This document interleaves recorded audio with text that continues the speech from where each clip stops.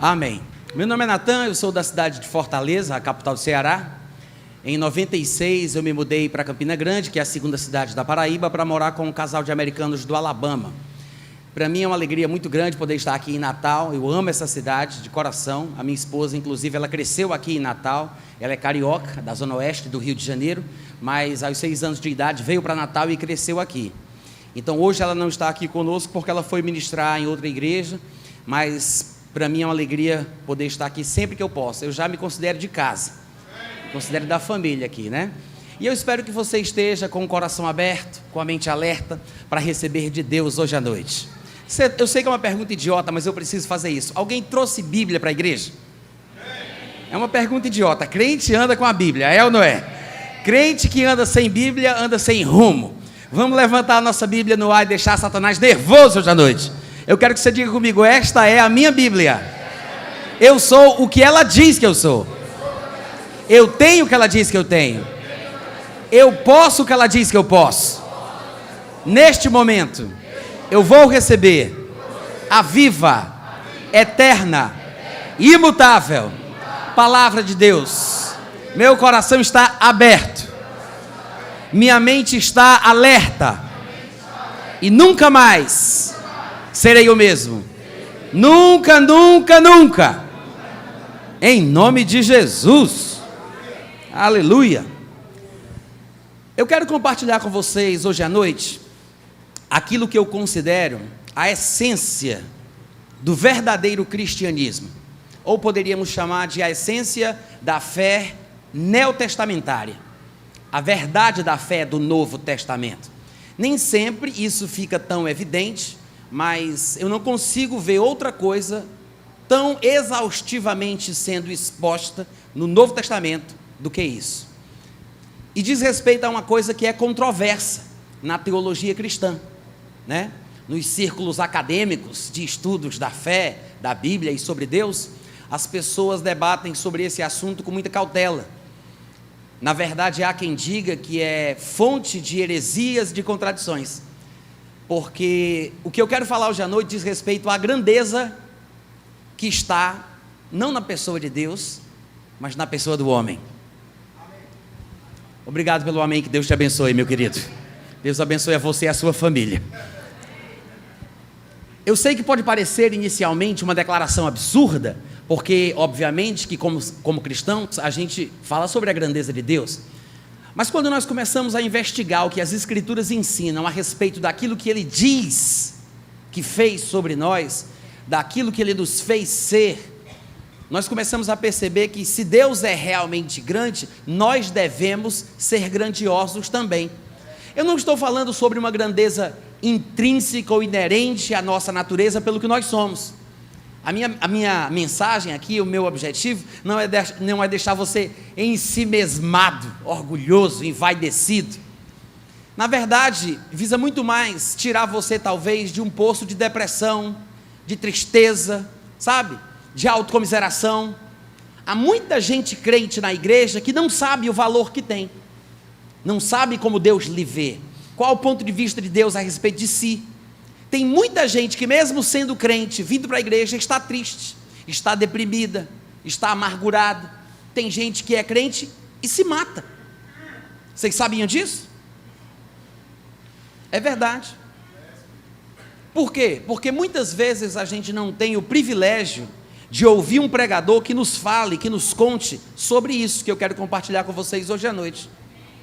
Claro que nós temos que falar com as palavras corretas, sempre usando os termos bíblicos, na medida do possível, para que as pessoas não nos interpretem mal, porque é possível que as pessoas interpretem errado aquilo que está sendo dito.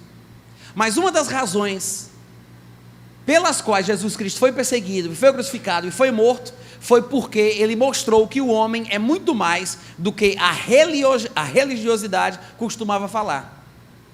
O homem não é simplesmente um ser que não vale nada, um verme miserável, um pecador, um excomungado, seja lá o que for, como as pessoas gostam de falar, até mesmo usando expressões bíblicas, para tentar rebaixar e denegrir a imagem do homem.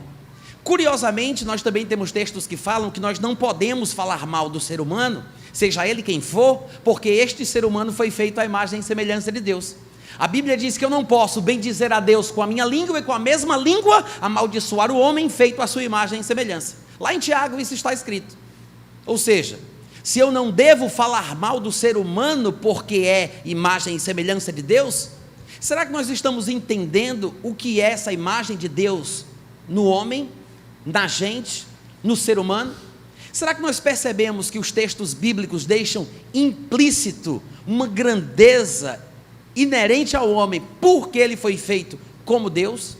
Não por nós mesmos, não pelo que somos, ou por alguma característica pessoal, não é porque você tem uma capacidade de decorar coisas, ou aprender idiomas, ou de se expressar em público, ou porque você tem faculdades intelectuais exercitadas, ou porque você tem diversas formações, ou porque você é PhD nisso, ou PhD naquilo, ou porque o seu QI é muito elevado. Eu não estou falando sobre questões naturais, eu estou falando sobre o ser humano ter sido feito uma duplicata em espécie da categoria de Deus. Os eruditos dizem que uma possível melhor tradução para a expressão evangélica, a imagem e semelhança de Deus, a expressão que a gente usa lá de Gênesis, uma possível melhor tradução seria, em vez de dizer que o homem foi feito à imagem e semelhança de Deus, Deus estava dizendo que Deus fez o homem uma duplicata em espécie da sua própria categoria. Em outras palavras, é como se o homem tivesse sido feito exatamente um pouquinho só menor do que o próprio Deus. Não é à toa que se fala que o homem é a coroa da criação divina. Infelizmente, com a filosofia pós-moderna, com o avanço da tecnologia, do suposto conhecimento científico, com as coisas que têm sido divulgadas através de academias, na área de astronomia, geologia, arqueologia, em vez do homem se aproximar de Deus, ele tem se distanciado. Quais são os conceitos que nós aprendemos nas universidades? Quais são as coisas que são colocadas na cabeça dos nossos jovens?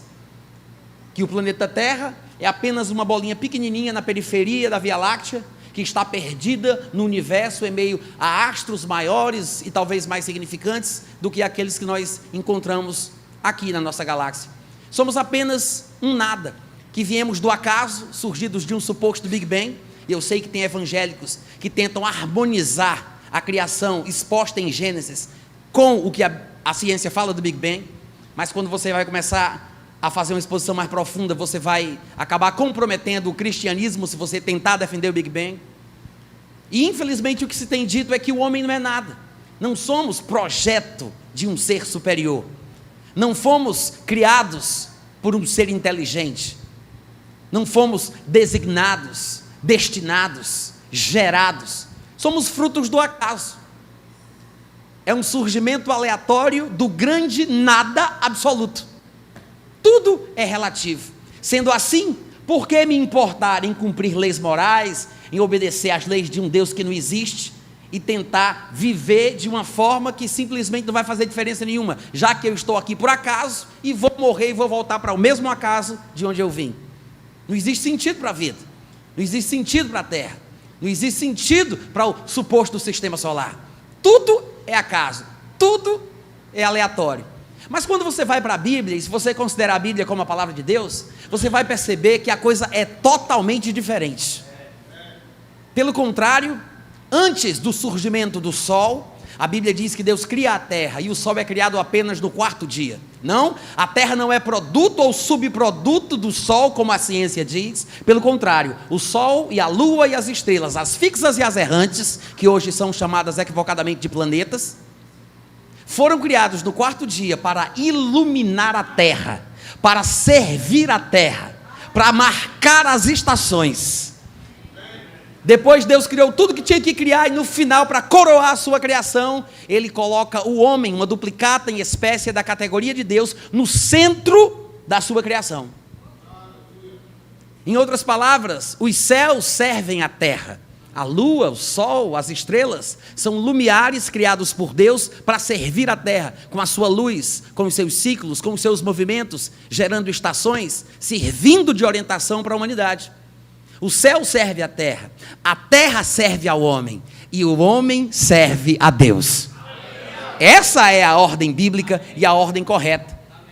Infelizmente, a loucura da sabedoria humana, porque os homens, tomando-se por sábios, tornaram-se loucos.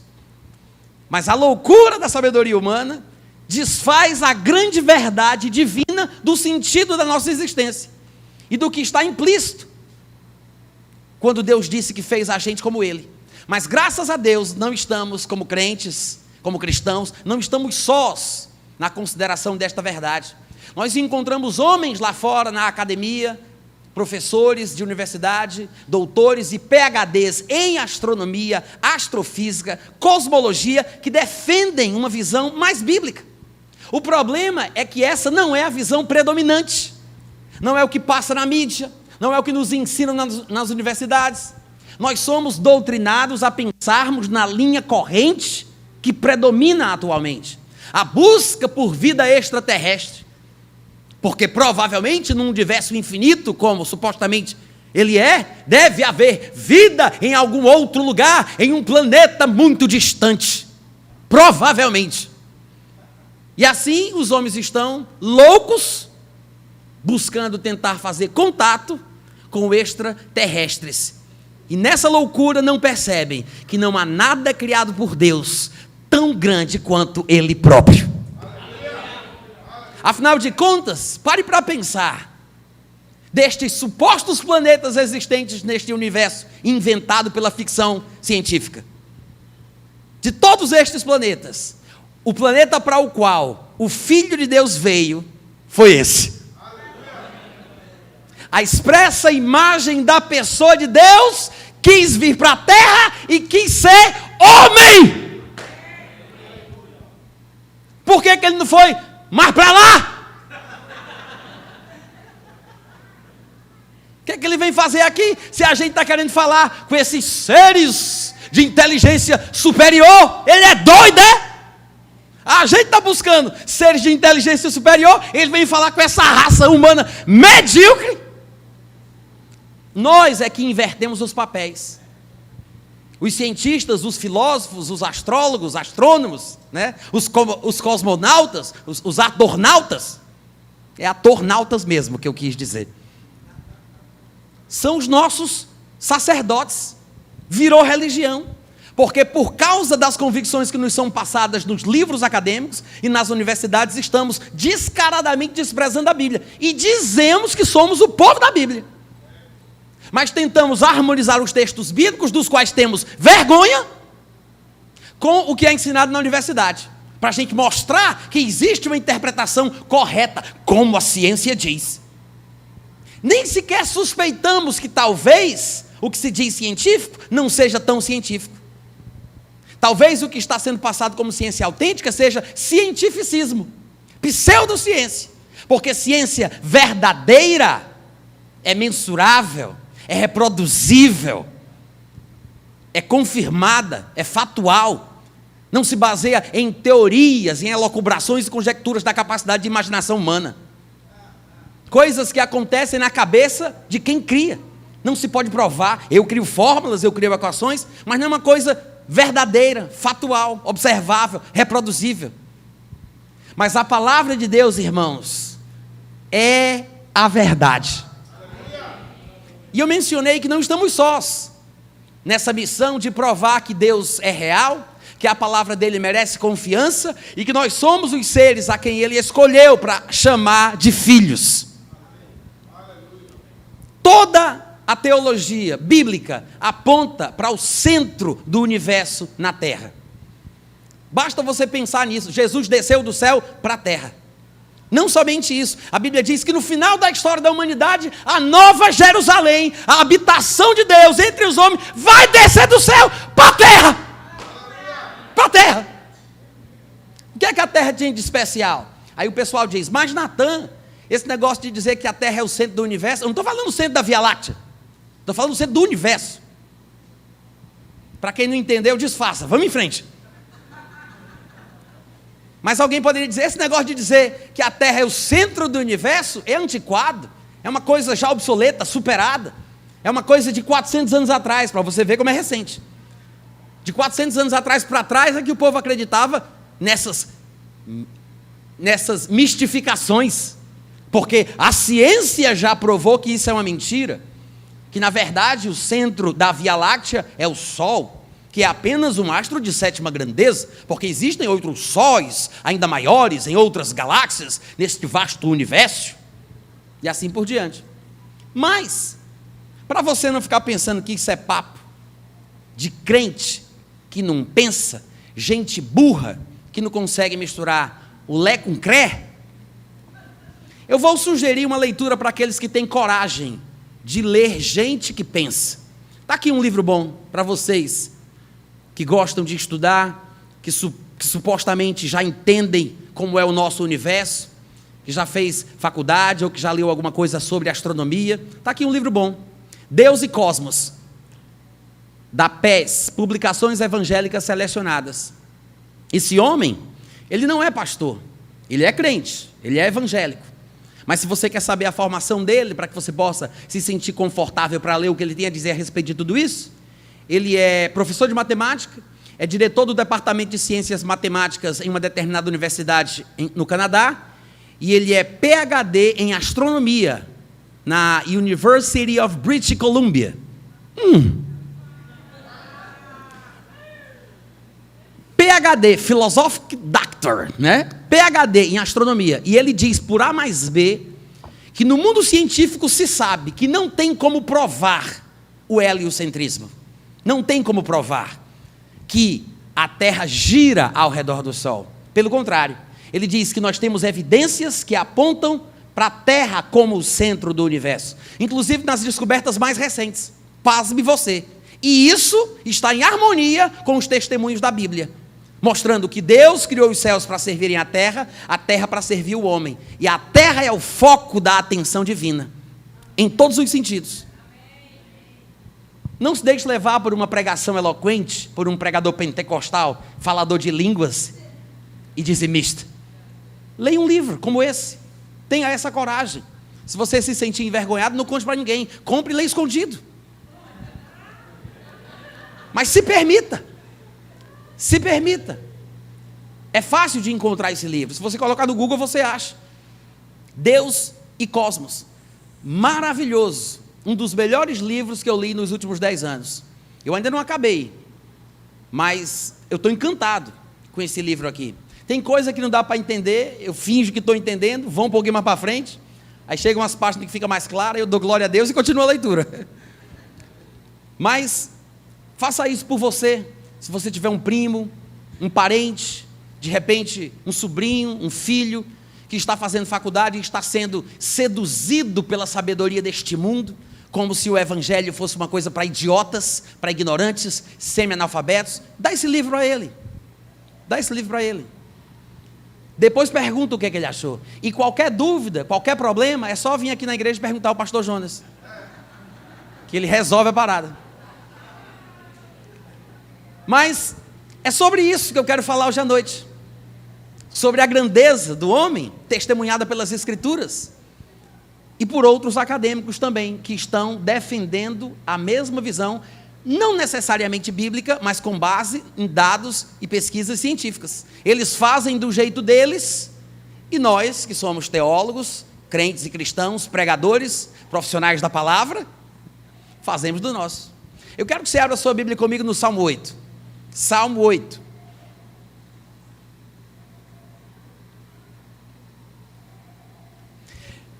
Versículo 3.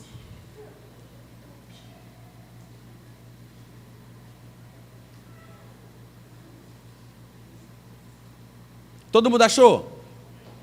Salmo 8, versículo 3, o salmista diz assim, eu vou ler o 3, o 4, o 5 e o 6, tá? Ele diz, quando contemplo os teus céus, obra dos teus dedos, e a lua, e as estrelas que estabeleceste, que é o homem, está implícito, que quando ele contempla os céus, ele se pergunta, ele se indaga, ele se questiona.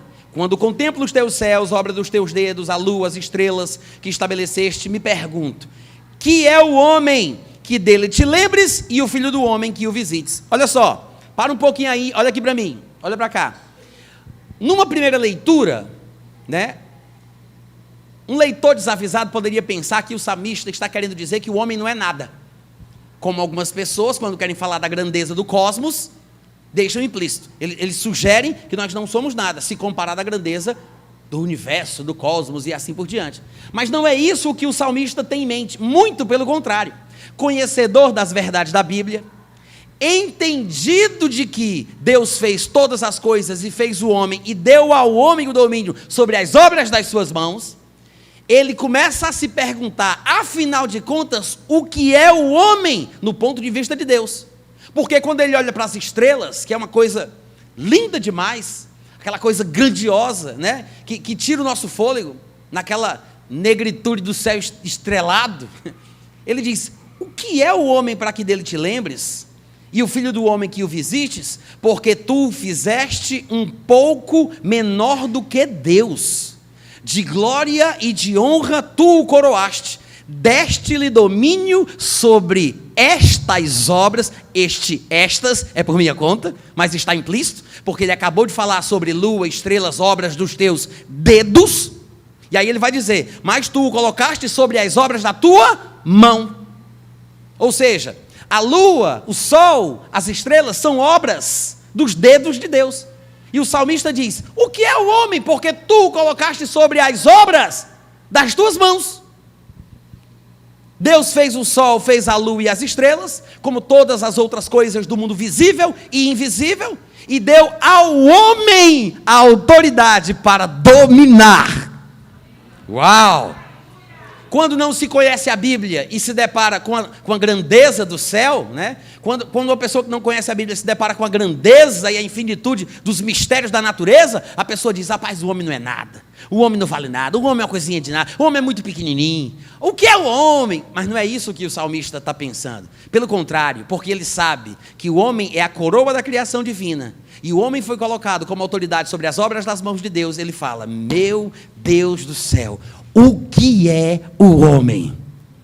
Mas no sentido de expectativa, de grandeza, e não de diminuição, não de pequenez. Ele não está achando que o homem é pequeno, uma poeirinha que não vale nada, perdido na imensidão do universo, do espaço.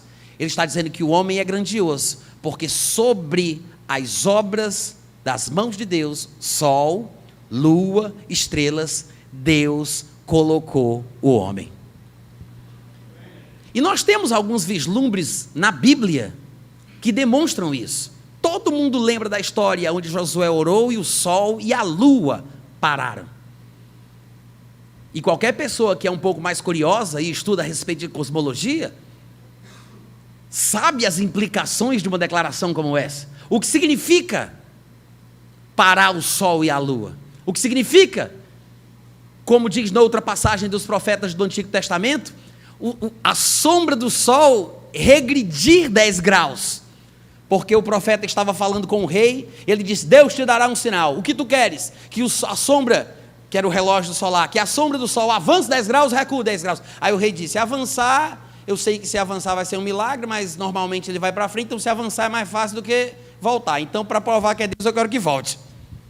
E a sombra do relógio voltou 10 graus, com Josué parou o sol e parou a lua. Irmãos, o que é que a gente está perdendo?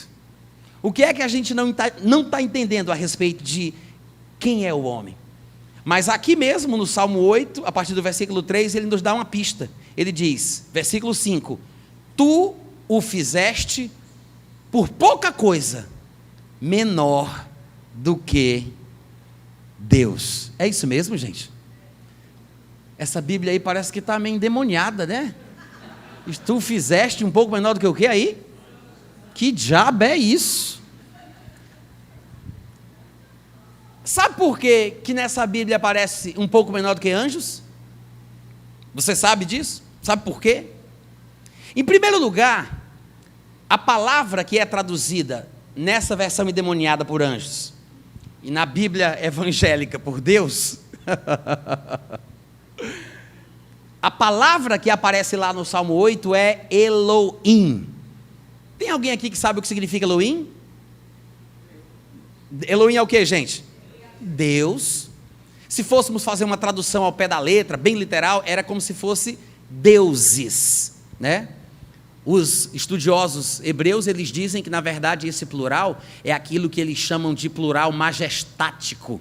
Não é a indicação de 3 pessoas, porque Deus é um só, mas significa a grandeza absoluta da pessoa de Deus. É assim que eles supõem o significado da palavra Elohim. Para nós que somos cristãos, as pessoas usam mais a ideia da trindade, falando do Pai, do Filho e do Espírito Santo, ainda que a explicação do plural majestático não seja totalmente descartável. Mas o que é interessante é que a palavra Elohim aparece no Antigo Testamento hebraico e é traduzida sempre como Deus. Mas como ao pé da letra poderia significar deuses, em algumas ocasiões, os tradutores acham que o melhor seja deuses ou poderosos, e ainda, por interpretação, eles acham que anjos podem se encaixar. Mas, na verdade, o homem não foi feito menor do que os anjos. Não tem ser humano nenhum que seja menor do que qualquer anjo.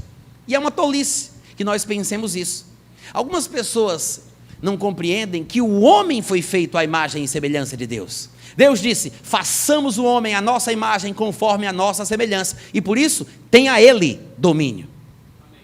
Mas a Bíblia faz uma pergunta retórica em Hebreus capítulo 1, versículo 5. A qual dos anjos Deus disse jamais: tu és meu filho, eu hoje te gerei? E outra vez: eu te serei por pai e tu me serás por filho. Em Hebreus, o escritor está perguntando: a qual dos anjos Deus disse: eu sou teu pai, eu te gerei, tu é meu filho? Não, não te gerei não, mas eu vou te criar, tu vai ser um filho adotado. O autor de Hebreus está dizendo: a nenhum dos anjos Deus disse isso. Tu és meu filho, eu te gerei. Ou não te gerei não, mas eu te serei por pai e tu me serás por filho. A qual dos anjos? A nenhum. Nós sabemos de anjos que têm classes maiores do que outros, poderes, capacidades, inteligências. Lúcifer, por exemplo, cuja tradução significaria o portador da luz, ele era inteligente, ele tinha um trono, ele era capaz, feito por Deus, mas ele disse: elevarei o meu trono acima das estrelas de Deus e serei semelhante ao Altíssimo. Lúcifer é um anjo poderoso, criado em esplendor e glória, não era semelhante ao Altíssimo, mas ele queria ser. Ele disse: serei semelhante ao Altíssimo. Foi julgado por Deus, amaldiçoado, e em vez de ser semelhante ao Altíssimo, se transformou naquele que reconhecemos como sendo o Baixíssimo. Vocês não entenderam, tudo bem. Agora, Lúcifer queria ser semelhante ao Altíssimo, porque não era, e não foi, não se tornou. Mas quando Deus foi fazer o homem, ele disse: este será a minha imagem e semelhança. Nós somos o que ele gostaria de ser. Agora, não somos a imagem e semelhança de Deus por esforço próprio. Não é porque a gente se esforça, procura, tenta, é porque Deus criou a gente assim. É uma questão de criação divina. Sabe por que Satanás persegue tanto o ser humano? Eu poderia explicar de várias formas eloquentes e profundas, mas eu vou usar uma explicação bem prática e objetiva. É inveja. Ele persegue a gente por inveja, porque nós fomos feitos por Deus o que ele gostaria de ser. Ele queria ser semelhante ao Altíssimo, mas não foi feito para ser. Quando Deus faz o homem, ele disse: este será a minha imagem, a minha semelhança. Já mostra que dos maiores anjos que Deus criou, Lúcifer não era a imagem e semelhança de Deus, mas o homem que foi criado por Deus é maior do que um dos maiores dos anjos de Deus. Como é que o homem poderia ser menor do que os anjos? Não é menor do que os anjos, é menor do que Deus. A qual dos anjos Deus disse jamais: tu és meu filho? Mas a todos quantos receberam Jesus, Deus deu o poder de serem feitos filhos de Deus. Quem é filho de Deus aqui? Você é filho de Deus. Nenhum anjo é filho de Deus. Você é. Anjo não, pelo contrário. E o que são os anjos, irmão Natan? Hebreus capítulo 1, versículo 14 explica. São espíritos ministrantes ou ministradores enviados para servir vocês. Enviados para servir vocês. Espíritos ministradores enviados para servir os que vão herdar a salvação. Ô glória! Quantos herdeiros da salvação nós temos aqui? Isso quer dizer que os anjos são enviados por Deus para nos servir. Eu sei que às vezes as pessoas acabam interpretando a Bíblia de forma equivocada. E, por favor, não pense que eu estou dizendo que nós damos ordens aos anjos. Eu não sou doido, pelo menos não 100%. Eu tenho um pingo de juízo. Porque às vezes as pessoas ouvem pregações como essa e saem desembestadas dizendo: o Natan estava falando que os anjos são nossos servos e que nós damos ordens aos anjos. Eu não disse isso. Eu disse isso? Eu disse isso? Eu não disse isso. Eu preciso deixar bem claro porque tem pessoas que se esforçam para me entender errado. A Bíblia diz que eles são espíritos ministradores enviados. Veja que não são chamados. Não sou eu que chamo. Se ele é enviado para me servir, então eu não estou enviando ele para mim, porque eu estou aqui enviar uma coisa que sai daqui para lá, e não de lá para cá. A Bíblia não diz que ele é chamado, ele é enviado. Então não fui eu que o enviei para mim. Alguém o envia. E todo mundo deveria suspeitar que esse alguém é Deus. Porque está escrito na Bíblia: Deus dará ordem aos seus anjos para que te guardem. Um versículo ajuda a interpretação do outro. Se eles são enviados por alguém. Se são enviados para nos servir, então se a Bíblia diz que Deus dá ordem aos anjos para que nos guardem, então é Deus quem dá ordem aos seus anjos. Natan, mas eu sou uma pessoa da fé, sou crente da nova aliança, eu sou falador de língua e dizimista, eu creio que eu posso dar ordem aos anjos. Nem Jesus dava. Nem Jesus dava. Ou você esqueceu de que quando Jesus Cristo estava para ser preso no Getsêmani, ele disse a Pedro: Pedro, se eu quisesse escapar, eu sei como fazer. Eu oraria ao Pai, o Pai enviaria os anjos para me livrar dessa hora. Por que Jesus não disse: eu mando nos anjos tudinho aqui? Por que ele não disse?